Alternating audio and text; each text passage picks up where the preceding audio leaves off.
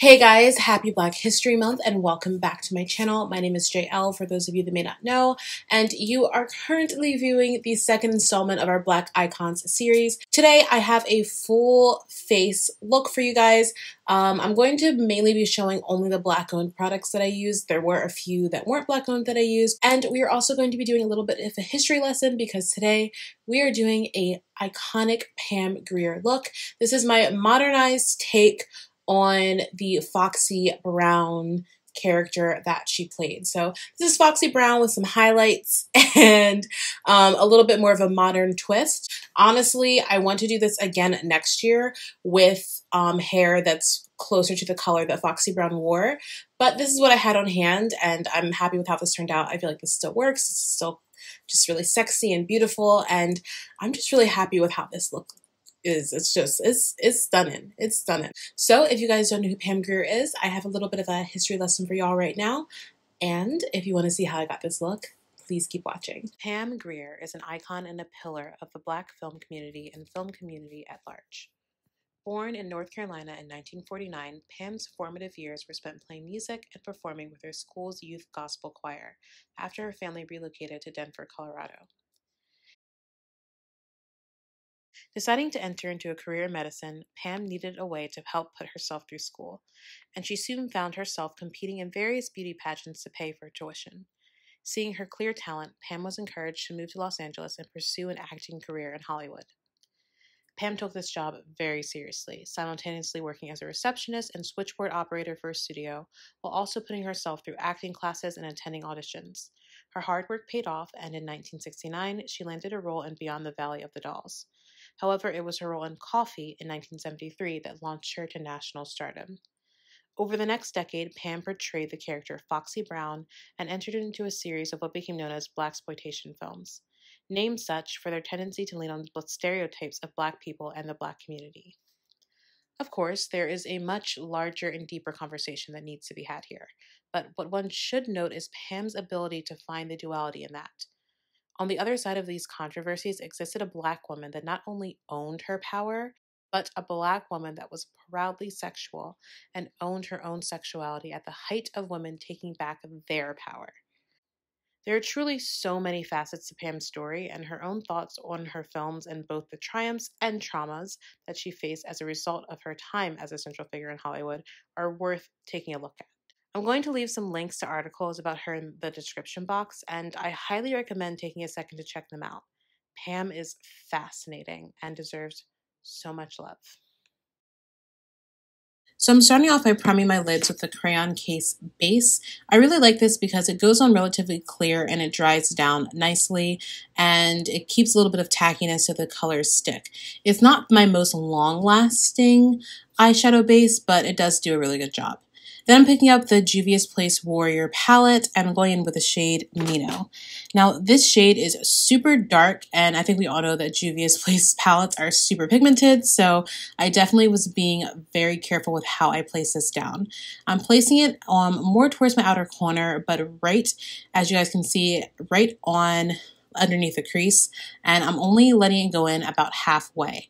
And then when I take my fluffier brush to start to diffuse everything out, I'm making sure that I am being very purposeful with how I blend it out. I want it to kind of go into this almond shape on my eyes. I'm kind of trying to make it a little bit more circular at the top, but I also want to make sure that I'm not putting too much of that harsh deep dark color very close into my inner corners. And when I get to my inner corners, you guys saw I took my time to just really make sure I was just softening everything out so that nothing looked super harsh. Then I picked up the shade Kano and I use this to further diffuse those edges out. This is going to allow me to just really build up the shape that I want, to really make sure everything looks soft and diffused, and also to have a little bit more to work with. I am going to go back in and re-intensify that Kano color. The Mino color, the deep color, right on my outer corner, but this is just helping me to really have that nice soft diffusion. Now with the shade Mino, I'm going in literally a V shape on my outer corner, and I'm just allowing myself to have that depth and dimension on the outer edge. This is also letting me kind of do like a winged shape, so it's making things look a little bit more sculpted in that area. When I finish my makeup, you guys are going to see that I have a sharper, kind of almost invisible line going because of that, and it's just going to make everything come together and look beautiful. And then with nothing on my brush, I just went in and just diffused everything out a little bit more. And now I'm picking up the shade Moremi, which is the most beautiful light golden shade. And I am just putting that right on the inner corner of my eye and letting it stretch over to the beginning of the middle of the eye. And then I'm just diffusing those outer edges because we're not doing a cut crease, but we're kind of giving the illusion of a cut crease. This I loved. I felt like it gave it an almost cat eye effect, and it felt very kind of 60s, 70s vibe, but also timeless at the same time. To prime my face, I went in with my Fenty primer and then a little bit of another primer that I'll have listed down below for you guys. And I'm just taking my Beaute foundation and I am just patting that out and working that into my skin. I do use another smoothing agent when I use that. Just for reference, it is the Farsali Skin Tune Blur.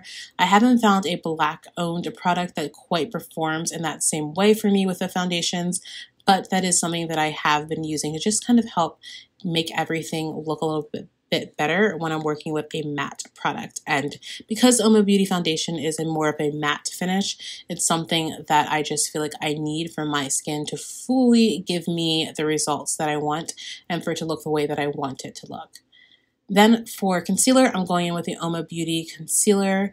I love this concealer. It is so beautiful, and I honestly just love watching it blend out because it just blends like a dream and it wears like a dream. It performs like a dream. If you haven't tried out this concealer, I highly recommend that you do. It was one of my favorites of 2020, and I am still absolutely loving it. So something really cool about this makeup look and about the look that Pam Grier has as Foxy Brown in general is that it feels very modern. I mean, I think we all know that makeup just kind of repeats itself, trends repeat themselves, and they just kind of update here and there, but they're all just kind of versions of each other. And I felt like this modern take wasn't too far away from what the original look was because Pam was basically doing makeup that we do every day in that film. Her makeup looked very close to kind of what you see on a daily basis. It's definitely gave me some insight into what has inspired a lot of the trends that we have right now. And then I just took a little bit of my Fenty concealer in the shade 310 just to give a little bit of an extra highlight right underneath the eyes. I felt like I just needed that extra bit of brightness. Now I'm taking my Black Opal foundation stick in the shade Beautiful Bronze, and I am just blending that out. I did something that I don't normally do, which is I applied it right to my skin. I don't normally do that because I feel like it can just be too harsh and leave too much excess product, but I decided to do it for today because I was going for a specific type of look, and I figured why not switch up the techniques that I use. Now, I did kind of regret it because I had to spend so much more time blending than I normally would, and that was just not the business. I did not enjoy having to do that and having to put in so much extra work, so I would probably just go about it the normal way that I do, which is just applying it right on the brush and then building it up softly and slowly because I felt like I had to work extra hard to get everything to blend out perfectly. Now I'm just going in with my Danessa Myricks Evolution Powder. I absolutely love this powder. I'm going in with the shade Yellow, and I am just going to start carving everything out and doing a little bit of bakage. I'm also, if you guys notice, doing my carving out or my reverse contour slightly differently than I normally would. That's because I, again, am going for a very specific face shape and vibe to this look that's going to more closely match how she looked in the film. I then just started smoking out a brown liner, and I went over that liner with the shade Mino. Literally any brown liner will work. I just wanted to give myself kind of like a smoky wing effect, and then to help kind of sharpen and clean that up, I just took my brush, and as I was dusting off the excess powder, I just went ahead and just help to sharpen that line up a bit. I honestly forgot about my nose contour, so by the time I finally got to it, you know, it had been sitting for a minute, but I feel like everything came together in the end anyway, so it wasn't that big of a deal. For bronzer, I picked up the Ace Beauty Bronze in Paradise palette.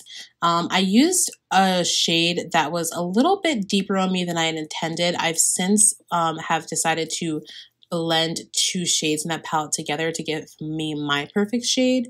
But it definitely worked for this video. I just think that in hindsight, I definitely would have used a lighter blend.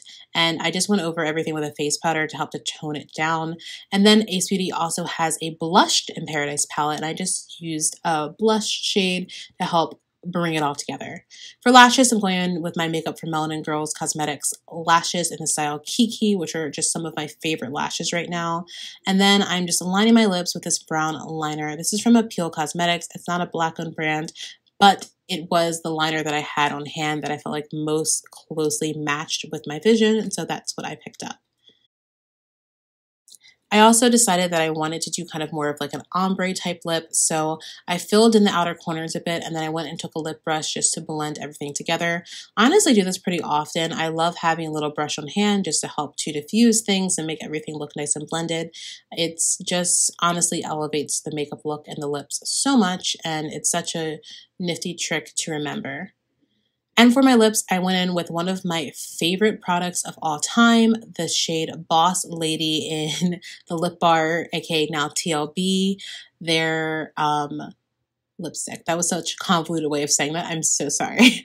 It is the TLB liquid lipstick, their shade Boss Lady. I love this lipstick. It is a fun fact. I always say it because I think it's so cool. It's a shade that Michelle Obama herself has worn, and it's just such a stunning shade. For me, this shade, depending on what you line your lips with, can go anywhere from like a cherry red to like a blood red. It's just stunning, and I love it. So I noticed that in this Foxy Brown picture that I was going off of, Pam had more of a glossy lip. So I just picked up the Fenty Beauty Gloss Bomb in the shade Diamond Milk. This is just a very iridescent gloss bomb. It's almost clear, but it just has a lot of shimmer and reflect into it. And so it doesn't, I guess it doesn't really look clear, but you guys get the gist. This was the perfect thing for this, I felt, because it just gave a little bit of a modern twist onto a clear gloss. It made it just really sultry and sexy, and it just made it look so just juicy. And that is exactly what I wanted. I felt very foxy with this little lip combo here. It's not something that I do often, but for this, it worked.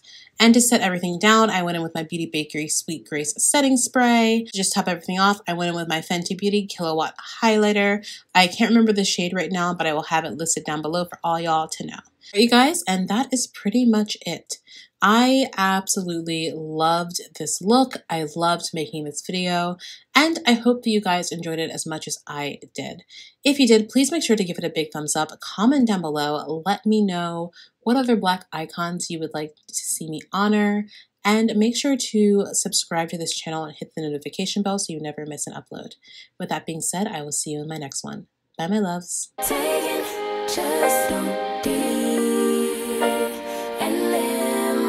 Don't take it personal, we just building. It's my season, lay foundation, make a name for generations. Please and make a, then take a break or a little vacation.